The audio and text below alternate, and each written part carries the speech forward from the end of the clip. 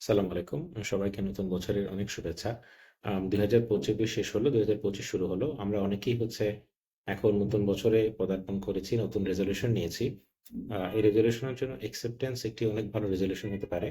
আমরা অ্যাকসেপ্টেন্স অথবা মেনে নেওয়া বা স্বীকার করে নেওয়ার মাধ্যমে ২০২৫ এ এগিয়ে যেতে পারি। কিভাবে সেটা? আ ধরুন আমরা প্রায়ই যেটা করি সেটা হচ্ছে পূর্বের সাথে হিসাব মিলাই। ২০২৪ এ কেমন গেল না হলো, সব যেভাবে চেয়েছিলাম সেভাবে হলো কিনা সেটা আমাদেরকে কিন্তু anxiety তে ফেলে, ডিস্ট্রেস এ ফেলে। তাহলে চলুন না আমরা আমাদের একটু ভিউটা বদলাই। ২০২৫ এ ধরুন আমরা নতুন রেজোলিউশন সেট করি যে আমরা অ্যাকসেপ্টেন্স কে শিখবো, অ্যাকসেপ্টেন্স কে মানবো, মেনে নিবো। সবকিছুই মেনে নিবো। আমাদের অতীতে যা হয়েছে ২০২৪ যেমনই যাক, সেটাকে আমরা অ্যাকসেপ্ট করে নিবো। অ্যাকসেপ্ট করে কি থেমে থাকবো? না। আ একই সাথে আমরা কমিটমেন্ট করব। আমরা কমিটেড থাকবো যে আমরা আমাদের জীবনের যে লক্ষ্য, আমাদের জীবনের যে উদ্দেশ্য, আমাদের জীবনের যে মূল কর্মধারা সেটা থেকে আমরা বিচ্যুত হব না।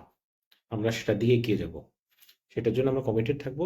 পাশাপাশি আমরা মাঝে, মাঝে আমাদের যেটা করব, আমাদের প্রায়ই নেগেটিভ থট আসে, নেগেটিভ চিন্তা আসবে।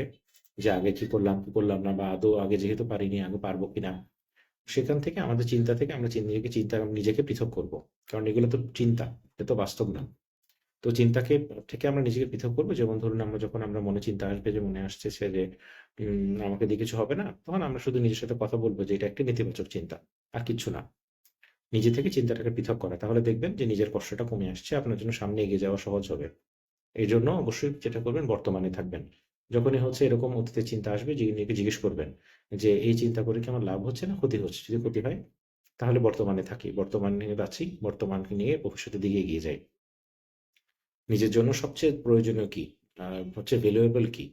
সেই ভ্যালুয়েবল জিনিসটা নিজের জন্য স্থির করুন। এবং তার দিকে এগিয়ে যান।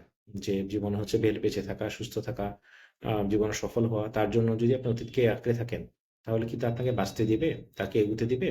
কোনই দিবে না। এজন্য আমাদের যে ভ্যালুড অ্যাকশন এর মাধ্যমে যে জিনিসটা আমাদের জীবনে সবচেয়ে বেশি গুরুত্বপূর্ণ, তার প্রতি আমরা এগিয়ে যাব, তার জন্য আমরা মেনে নিব। একটা জিনিস মনে রাখবেন যে সবসময় প্রতিরোধ ভালো জিনিস নয়।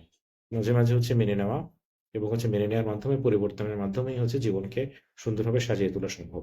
তাহলে চলুন আমরা acceptance কে আ আমাদের নতুন ইয়ারের রেজোলিউশন হিসেবে নেই এবং কমিটেড থাকি যে আমরা এখন থেকে আমরা সামনের দিকে তাকাবো, আমরা সামনের দিকে পরিবর্তন করব এবং নিজের জীবনকে সুন্দর করে গড়ে তুলব। ধন্যবাদ। সালাম আলাইকুম।